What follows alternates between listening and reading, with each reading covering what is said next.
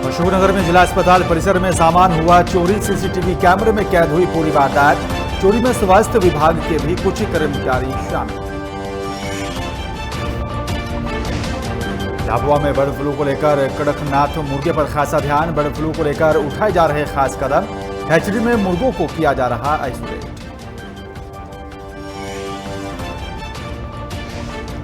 बंधारा में शुरू हुआ मुख्य मार्ग का निर्माण। मुख्य मार्ग पर हटाया गया अवैध अतिक्रमण। लोगों ने अतिक्रमण हटाकर प्रशासन को दिया सहयोग।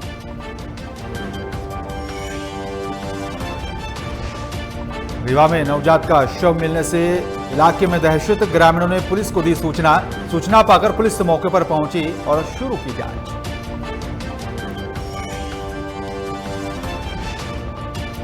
सिंगरौली में ड्राइवर की मौत होने पर परिजनों ने किया हंगामा। परिजनों ने की 35 लाख के मुआवजे की मांग। कंपनी प्रबंधन ने 1 लाख देने की कही बात।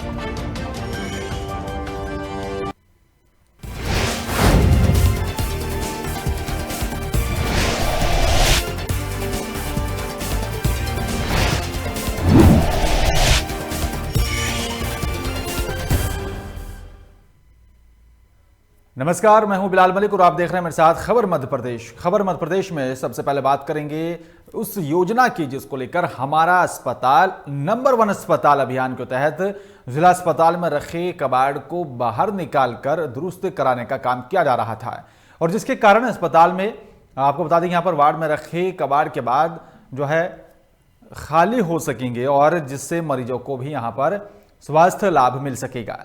लेकिन देर रात अस्पताल परिसर में रखे कबाड़ को चोरी कर लिया गया था। सुबह जब इसकी बात की जानकारी एसडीएम रवि मालवीय और साथ ही सीएमएचओ हिमांशु शर्मा को लगी तो उन्होंने इसमें अपने स्तर पर जांच शुरू कर दी। अस्पताल में लगे सीसीटीवी कैमरे को भी जब खंगाला गया तो कैमरे में जो है ट्रैक्टर पर कबाड़ का सामान ले जाते हुए कुछ लोग दिखाई दिए। इस घटना में स्वास्थ्य विभाग के कुछ कर्मचारी भी शामिल बताए जा रहे हैं और ऐसे कर्मचारियों की पहचान कर सीएमएचओ ने वरिष्ठ अधिकारियों को भी रिपोर्ट भेज दी है। वहीं एसडीएम रवि मालवीय ने भी यहां पर विभाग के स्वास्थ्य कर्मियों पर कार्रवाई करने की बात कही है। ये चूंकि कबाड़ा बाहर निकाल दिया गया था, जो भी अंदर रखा हुआ था और निकालने के बाद उसमें रिपेयरिंग भी चल रही थी। दिन में तो रिपेयरिंग करने के लिए कर्मचारी रहते थे मगर रात्रि आवर्स में वहाँ कोई नहीं रहता था। चूंकि सिक्योरिटी वाले का टेंडर खत्म हो गया, नए सिक्योरिटी वाला भी नहीं आया है। इसके कारण उस कबाड़े को जो सुरक्षित रखने का जिस पे दायित्व था वो निर्वाह कर पाए। ऐसी अवस्था में कुछ कबाड़ा चोरी हुआ है, ऐसी सूचना मुझे मिली है। चूंकि ये जांच का विषय है और इसके लिए जांच के लिए हमने पत्र लिख दिया है।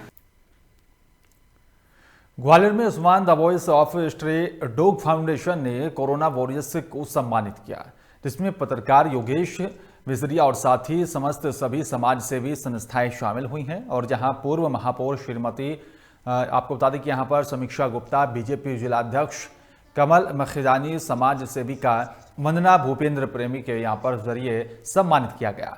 इस अवसर पर नम्रता सक्सेना ने कहा है कि कोरोना काल में सामाजिक संस्थान, सामाजिक जो है कार्यकर्ता और साथ ही पत्रकार बंधुओं ने जो अपना योगदान दिया वो यहाँ पर जीवन के अनुसरण योग्य है।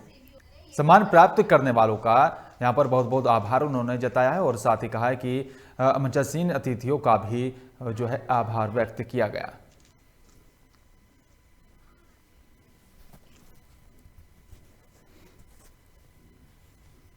मैंने कोरोना काल में जो मीडिया कर्मियों ने, पत्रकार बंधुओं ने काम किया है उनको सम्मानित करने के लिए ये प्रोग्राम किया है और साथ ही साथ कुछ संस्थाओं का भी सम्मान किया है जो बहुत अच्छा शहर में काम कर रही हैं और उसके साथ कुछ इंडिविजुअल पर्सन जिनको कोई नहीं पहचानता उनको भी पहचान दिलाने के लिए उनका भी सम्मान किया है। निश्चित तौर पर संस्था का एक काम अनुकरणीय है, अभिनंदनीय है, क्योंकि कोरोना काल में जिस प्रकार से पत्रकारों ने बीच बीमारी में जाकर सारी खबरें जनता तक पहुंचाई और पूरी जनता को अलर्ट किया किस तरीके से कोरोना की सिक्वेंसेस हो रही हैं, किस दुष्परिणाम, सारा समाज को जागरूक करने का काम पत्रकारों ने किया है, अन्य समाज सेवियों ने किया।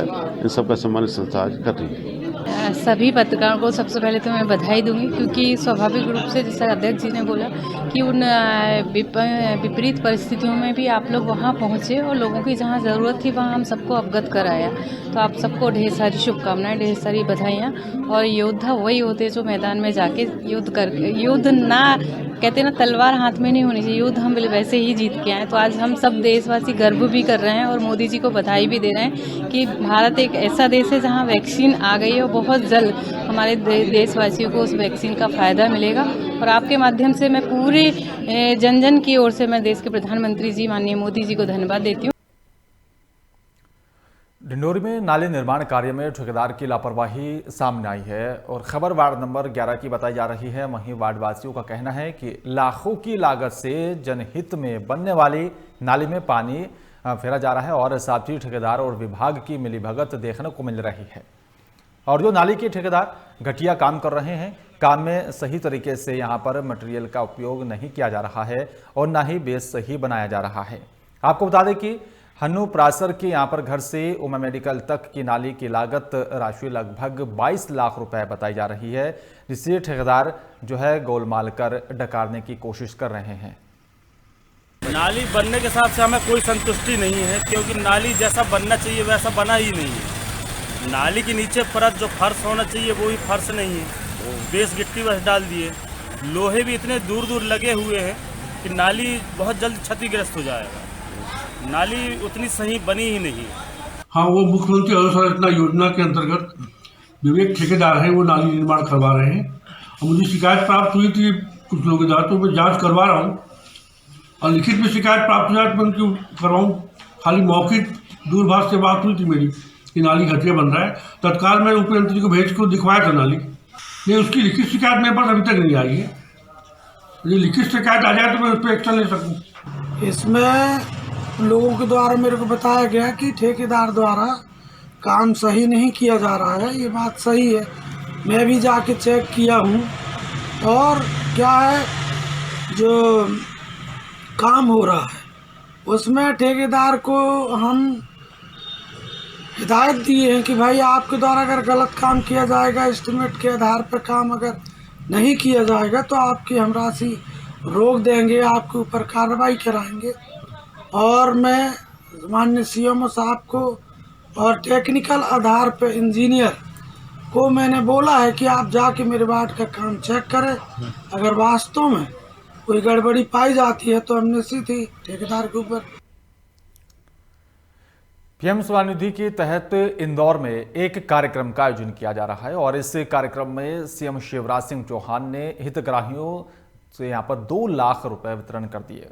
साथ ही सीएम हितग्राहियों के खाते में अब तक 10,000 डाल चुके हैं। और साथ ही आपको बता दें कि मुख्यमंत्री 7 जनवरी को आयोजित वर्चुअल कार्यक्रम में 7,000 से अधिक यहाँ पर पोषण वाटिकाओं और साथ ही 2,500 से भी अधिक किचन शेड का लोकार्पण करेंगे।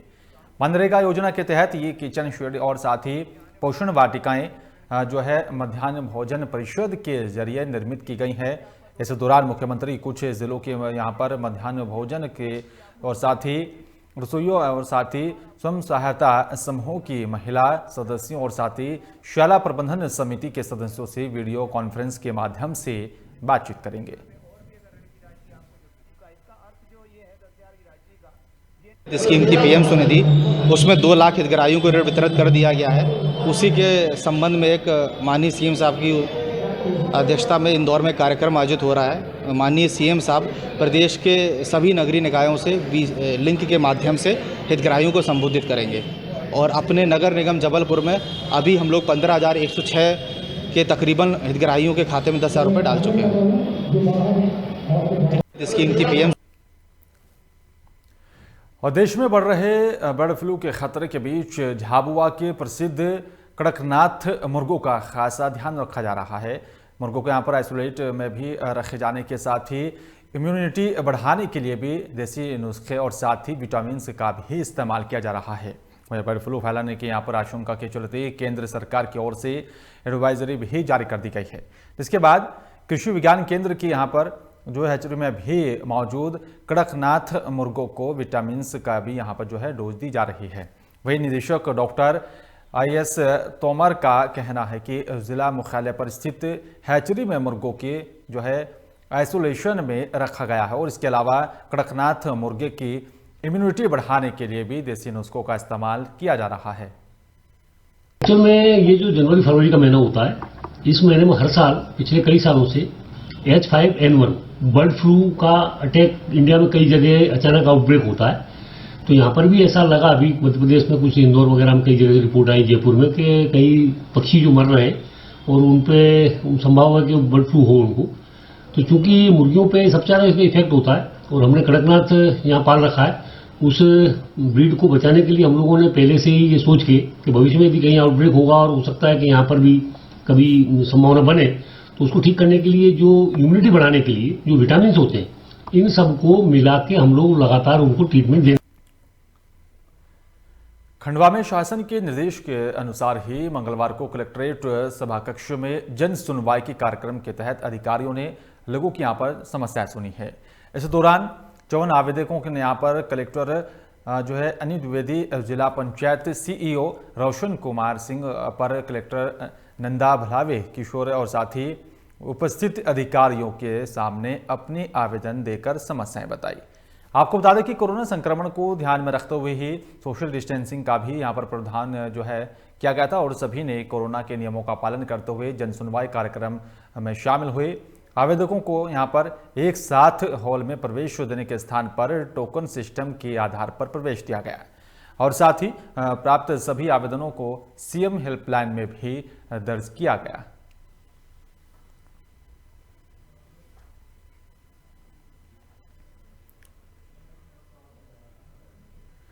और मंदसौर में पिछले एक सप्ताह से कौओं के मरने का सिलसिला लगातार जारी है। लगभग 200 से ज़्यादा कौए मर चुके हैं और जिले में आंकड़ा 250 के भी पार पहुंच चुका है। आपको बता दें कि सीतामऊ तहसील में 10 कौए की मृत्यु पाई गई थी और जिसके बाद लोगों में डर का माहौल बना हुआ है और वहीं कोर्ट परिसर में भी ज़्यादातर कुएं हैं। मतलब कि यहाँ पर कोर्ट परिसर के पास भी जो है लगातार इस तरह की समस्या देखने को मिली है।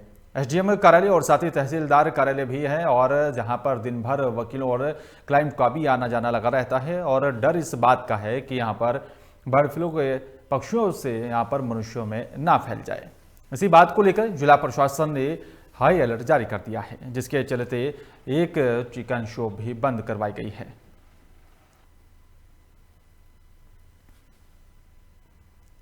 अभी एक साल से कोरोना वायरस के चक्कर में मुर्गा बिल्कुल, जब से कोरोना वायरस आया ही नहीं था उससे पहले से मुर्गा सस्ता हो गया था, तो उसके चलते चलते पहले ही धंधा पूरा ख़त्म हो गया था।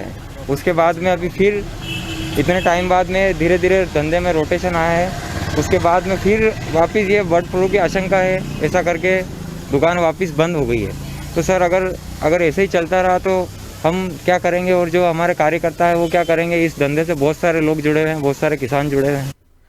और इस पर तमाम जानकारी के लिए रईस खान हमारे संवाददाता फोन लाइन पर जुड़ गए हैं। रईस, बर्ड फ्लू का खतरा लगातार बढ़ता जा रहा है, उसको लेकर प्रशासन क्या कुछ कदम उठा रहा है? जी बिलाल, जैसा अभी आपने बताया कि यहाँ मंदसौर में पिछले एक सप्ताह से 250 से ज्यादा कौवों की मौत हो चुकी है, जिसमें मंदसौर में आज ही 17 कौवे मरे हैं। मंदसौर की एक तहसील है सीतामऊ, वहाँ 13 और 10 करोड़ में मरे हैं। ये तमाम चीजें देखते हुए जिला प्रशासन ने हाई अलर्ट किया है। पशु चिकित्सा विभाग ने एक कंट्रोल रूम की जिला मुख्यालय पर स्थापना की और एक नंबर जारी किया है। उसमें ये एडवाइजरी जारी की गई है कि अगर कहीं भी कोई पक्षी यदि मृत पाया मिलता है तो वो इस नंबर पर सूचना दें। साथ ही ये एडवाइजरी भी जारी की गई है कि चिकन और अंडे जो हैं उन्हें सीधे हाथों से न छुएं और अगर छूते हैं तो साबुन से हाथ धोएं, हाथ सैनिटाइज करें और चिकन को 165 डिग्री पर उबाल कर पका कर ही खाएं। कच्चा अंडा और चिकन को बहुत एहतियातन इसका इस्तेमाल करें। और जैसा कि अभी बताया आपने कि कोर्ट परिसर जो है यहाँ काफी लोगों की आमद-ओ-रफ्त रहती है और सघन बस्ती भी इसके आसपास है। पूरी आसपास के इलाके को सैनिटाइज कराया गया है। कल नगर पालिका ने कल दिन भर भी सैनिटाइज किया, लोगों का भी स्वास्थ्य परीक्षण किया। साथ ही उस एरिया में अन्य पक्षियों का भी जो है परीक्षण किया गया है। खासकर जो दुकानें उस दायरे में आती है वहाँ चिकन का भी परीक्षण कराया गया है। बिल्कुल हालांकि रईस, एक लेकिन अच्छी एक और बात बड़ा है। अहम जी। सवाल है। एक तरफ तो कोरोना के चलते लगातार जो है तरह तरह की परेशानियां, लगातार तरह तरह के जो है नियमों को लागू कर जो है सुरक्षा प्रदान करने की कोशिश लगातार प्रशासन करता रहा जी, है, लेकिन जी, अब जी, दूसरी तरफ बर्ड फ्लू का भी अब जो है प्रकोप लगातार बढ़ता जा रहा है। कैसे सावधानियां बरती जा रही हैं, इंतजामात और जो है तेजी से कैसे किए जा रहे हैं प्रशासन की तरफ से, कितना सतर्क नजर आ रही है वहां पर जनता और प्रशासन? जी बिलाल, आपने सही कहा कि पहले ही लोग जो है कोविड-19 कोरोना की वजह से परेशान है। काफी मौतें भी हो चुकी है, मंदसौर में भी काफी मौतें हुई है। प्रशासन पहले से हाई अलर्ट है, तमाम सारे इंतजाम पहले से कोरोना को लेके भी एहतियात यहाँ बरती जा रही है। तो जब ये बर्ड फ्लू का मामला सामने आया तो प्रशासन ने इसे गंभीरता से लिया। सैंपल यहाँ भोपाल की जो राष्ट्रीय उच्च सुरक्षा पशु रोग संस्थान है वहां भेजे गए थे, वहां से रिपोर्ट आई। उसके बाद प्रशासन अलर्ट हुआ। प्रशासन ने जैसा कि मैंने अभी बताया, जिला मुख्यालय पे कंट्रोल रूम की स्थापना की और तरह सैनिटाइज किया जा रहा है। जो चिकन शॉप से उन्हें बंद करा दिया गया। और हाल ही में अभी एक महत्वपूर्ण बात बता दूं कि मध्य प्रदेश के पशुपालन मंत्री प्रेम सिंह पटेल का भी एक बयान जारी हुआ है। इसमें उन्होंने कहा है कि एक एडवाइजरी जारी होगी और अभी कुछ दिनों के लिए मध्य प्रदेश में मांसाहार पर रोक लगाई जाएगी। उनका ऐसा मानना है, सरकार का ऐसा मानना है कि मांसाहार से कहीं ना कहीं ये बर्ड फ्लू मनुष्य में फैलने का खतरा उत्पन्न हो सकता है। बिल्कुल, तो कहीं ना कहीं शासन प्रशासन के साथ साथ जनता को भी जागरूक रहने की आवश्यकता है। शुक्रिया आपका रईस इस खबर पर तमाम जानकारी साझा करने के लिए, लेकिन आप हमारे साथ फोन लाइन पर बने रहिएगा। जी जी, बहुत बहुत शुक्रिया।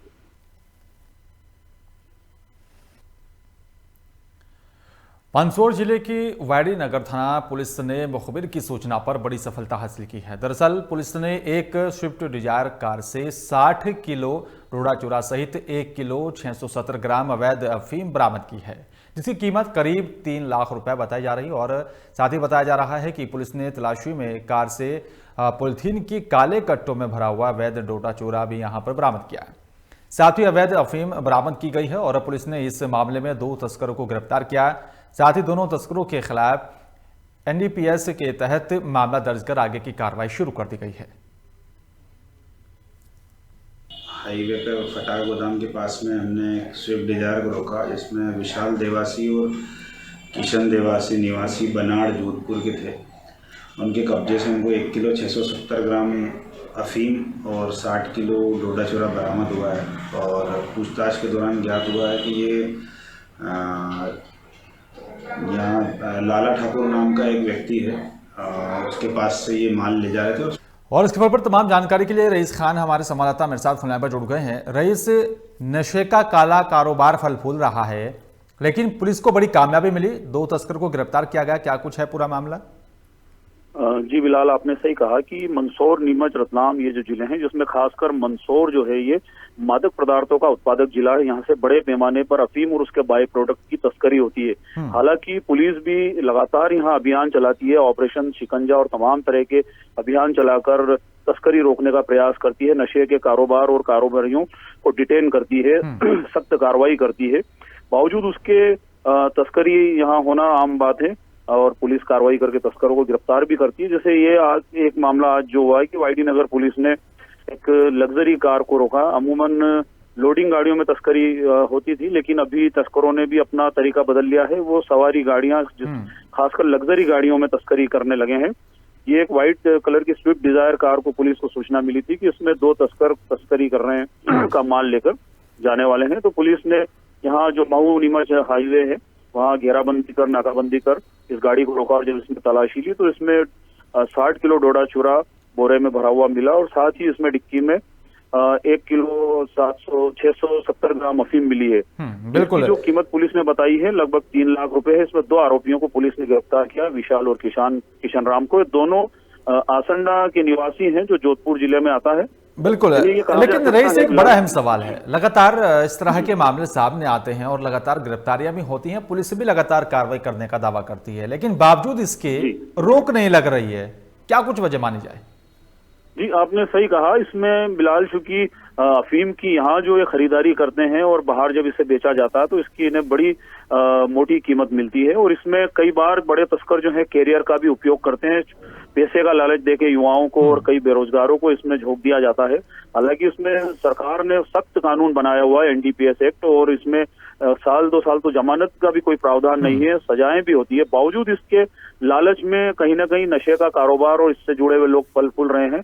और ये बाहर ज्यादातर ये माल पंजाब, हरियाणा और उन क्षेत्रों में यहाँ से तस्करी होता है। बिल्कुल, तो कहीं ना कहीं कुछ इलाकों में तस्करी बिल्कुल पुलिस को उचित कार्रवाई करने की आवश्यकता है और कठोर से कठोर कदम उठाने की आवश्यकता है, तब जाकर ही इस तरह के इस काले कारोबार पर लगाम लग सकती है। शुक्रिया आपका रईस, तमाम जानकारी साझा करने के लिए।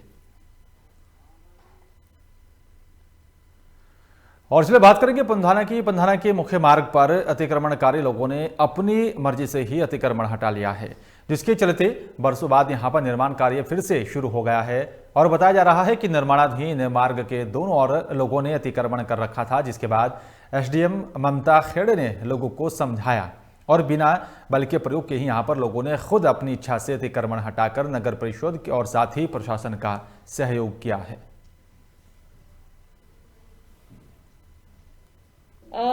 वास्तव में ये एक बहुत ही सकारात्मक घटना है और शायद बहुत अनोखी भी। हम लोगों ने वहाँ के लोगों को स्पॉट पे जाके समझाया कि सड़क के चौड़ीकरण से जो शहर को और उनको खुद को ही फ़ायदा होने वाला है। शायद नागरिक मानसिक रूप से इसी वजह से तैयार भी हो गए। प्रशासन और नागरिकों के बीच के अच्छे तालमेल का ये उदाहरण है। वास्तव में ये एक बहुत ही सकारात्मक घटना है और शायद बहुत अनोखी भी। हम लोगों ने वहाँ के लोगों को स्पॉट पे जाके समझाया। और रीवा में सड़क के किनारे एक अज्ञात नवजात शिशु का यहां पर कटा हुआ सिर मिलने से दहशत फैल गई थी। खबर नई गढ़ी थाना क्षेत्र के अकोरी गांव की। आपको बता दें कि यहां पर सड़क किनारे दिन दहाड़े अज्ञात नवजात शिशु का कटा हुआ सिर मिला था और जिसके बाद ये बात आग की तरह पूरे क्षेत्र में फैल गई और देखते ही देखते आसपास के लोगों का यहाँ पर जो है हुजूम उमड़ पड़ा था। इस बीच ग्रामीणों ने पुलिस को सूचना दी। सूचना पाकर मौके पर पहुंची पुलिस ने कटे सिर को कब्जे में लेकर पोस्टमार्टम के लिए भेज दिया था और साथ ही परीक्षण के लिए भी फोरेंसिक लैब ले जाया गया। वहीं पुलिस ने मेडिकल रिपोर्ट आने के बाद घटना का खुलासा होने की संभावना जताई है।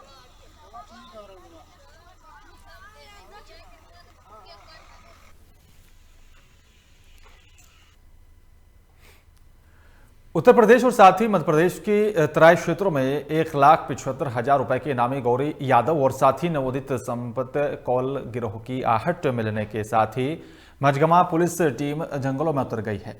दरअसल गैंग की सरगना दस्यु गौरी यादव ने यहां पर अपनी गैंग सहित खुद को जमींदोज कर लिया था, जिसके बाद से ही दोनों ही राज्यों की यहां पर सीमाओं में शांति का माहौल चल रहा था। लेकिन दोनों ही राज्यों में होने वाले पंचायती चुनाव और साथ ही जो सुबुगाहट शुरू हुई थी तराई में इनकी दस्तक फिर से सुनाई देने लगी है, जिसको लेकर कई गांव के ग्रामीण इनकी बदौलत ही ज्यादातर परेशान होते हैं और साल भर रही यहाँ पर शांति के बाद फिर से जो है लोगों में दहशत का माहौल देखा जा रहा है।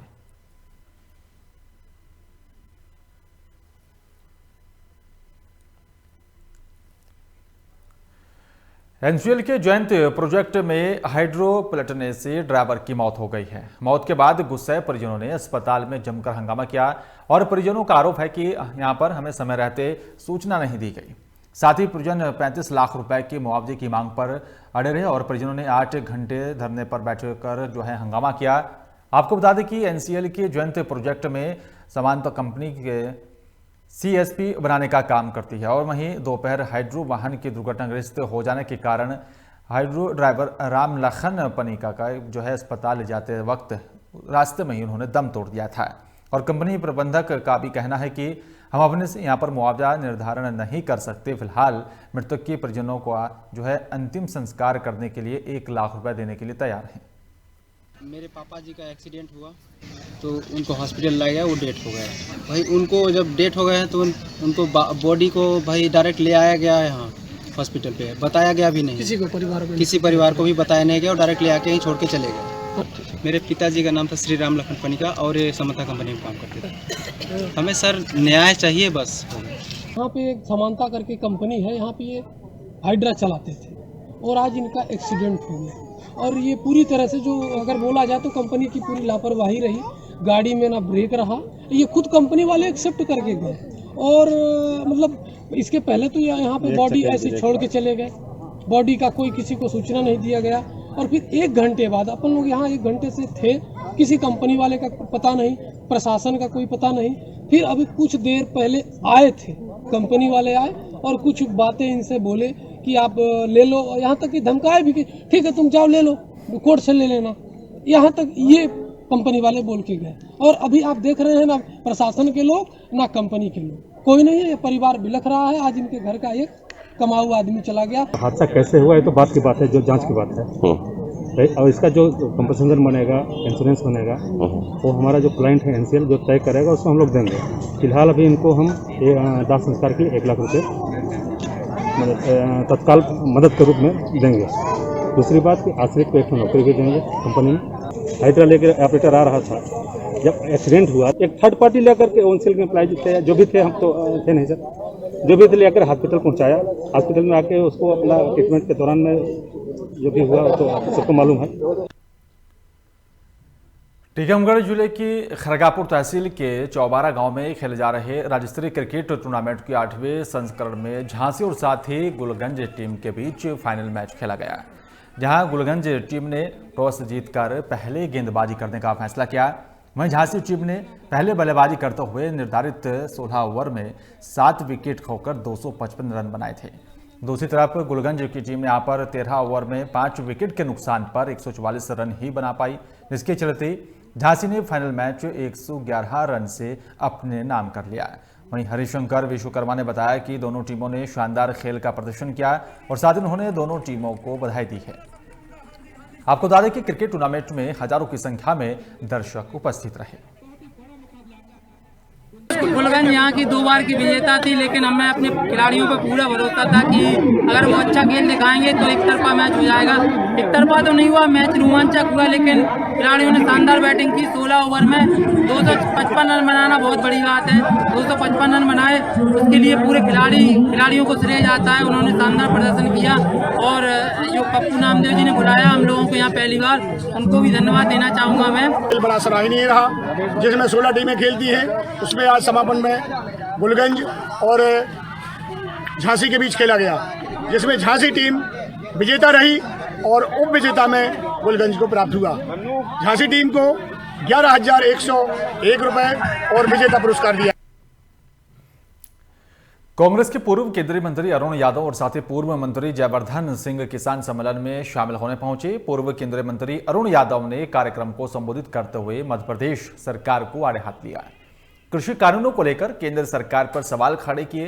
वहीं पूर्व मंत्री जयवर्धन सिंह ने कहा है कि किसानों के साथ कांग्रेस लगातार खड़ी रही है और आज भी कांग्रेस किसानों के साथ है। साथ ही कार्यक्रम में पहुंचे हजारों की संख्या में किसानों ने यह साबित कर दिया है कि किसान कृषि कानूनों के विरोध में है। पूर्व केंद्रीय मंत्री अरुण यादव के नेतृत्व में कार्यक्रम का आयोजन किया गया था। सबसे पहले सिरोंज की ग्राम भोरिया में गौशाला का लोकार्पण किया गया। किसानों के हक में जहां भी लड़ाई होगी हम उस लड़ाई में कांग्रेस उनके साथ में खड़ी है। वैक्सीन को लेकर आजकल वो विवाद किए जा रहे हैं, कोई कह रहा है वैक्सीन में जल्दबाजी में लाई गई है, ये किसान हित में नहीं है, तो आम आदमी को। देखिए अभी वैक्सीन के बारे में अभी चूंकि सब चीज एकदम अर्ली स्टेज पर है, अभी कैसे कह दें, अभी उसकी जांच होनी है और कहाँ कैसे होगा, उसका क्या प्रोटोकॉल होगा, किसको कब लगाएंगे, इसके बारे में अभी कोई खुलासा सरकार ने किया नहीं है, न प्रदेश में किया न देश में किया है। तो पहले उसका सारा खुलासा और फिर उस पर चर्चा हो आगे। जैसा आपने देखा जहाँ से हमने उद्घाटन किया गौशाला का, वहीं से लेकर सिरोंज तक लगातार ट्रैक्टरों का काफिला रहा और विशेषकर एक संदेश गया है सिर्फ सिरोंज में नहीं लेकिन पूरे विदिशा जिले में और आसपास के क्षेत्र में, अशोकनगर में, गुना में, कि किसान कांग्रेस के साथ है। और धीरे धीरे जैसा अरुण भैया कह रहे थे कि जैसी खबर मिल रही है लोगों को कि ये काले कानून में क्या क्या बिंदु हैं, जैसी खबर जो पहुंचती जाएगी वैसे ही किसान आंदोलित होगा। रतलाम जिले की ग्राम पिपलोदा में एक नाबालिग को जबरदस्ती नशीला पदार्थ देने का मामला सामने आया, जिसमें आरोपियों ने नाबालिग का वीडियो बनाकर भी सोशल मीडिया पर वायरल कर दिया। बताया जा रहा है कि चाइल्ड हेल्पलाइन के नंबर पर ग्राम अयाना तहसील पिपलोदा से एक कॉलर ने यहाँ पर शिकायत की थी और एक 8 वर्षीय लड़के को यहाँ पर गांव के कुछ लोग नशे की आदत डाल रहे हैं और साथ ही यहाँ पर उन्होंने जोर दिया कि जबरदस्ती डरा धमकाया जा रहा है, जिसका वीडियो बनाकर आरोपियों ने वायरल भी कर दिया है। वहीं मामले में चाइल्ड हेल्पलाइन के जिला समन्वयक के निर्देश पर ही चाइल्ड हेल्पलाइन यहाँ पर टीम ने पिपलोदा थाने में IPS विनोद कुमार मीणा को इसकी जानकारी दी, जिसके बाद ये कार्रवाई की गई। एक मामला आया था कल हमारे पास, चाइल्ड हेल्पलाइन से हमें फ़ोन आया था कि साहब एक 6 साल के लड़के को 2 लोग वीडियो पिला रहे हैं, जिसका वीडियो वायरल हो गया था। तो उनके पास तथाकथित एक वीडियो आया था और इसमें जिन धाराओं के तहत कार्रवाई की गई है वो है जुवेनाइल जस्टिस एक्ट की धारा 77 और 86(2) जुवेनाइल जस्टिस एक्ट की। इसके अलावा IPC की धारा 506 और 34। इसके अलावा चूँकि जो बालक है वह अनुसूचित जाति और जनजाति से बिलोंग करता है, तो इसमें SC/ST एक्ट की धारा 325(1) के तहत भी मामला कायम किया गया है। अभी इसमें FIR हो गई है, अभी इसमें जो इन्वेस्टिगेशन होगी वो हम करेंगे। एक मामला आया था कल हमारे पास, चाइल्ड हेल्पलाइन से हमें फ़ोन। और फ्लैश बुलेटिन में मेरे साथ सिर्फ इतना, बाकी तमाम खबरों के लिए आप देख रहे हैं लोकमंच। नमस्कार।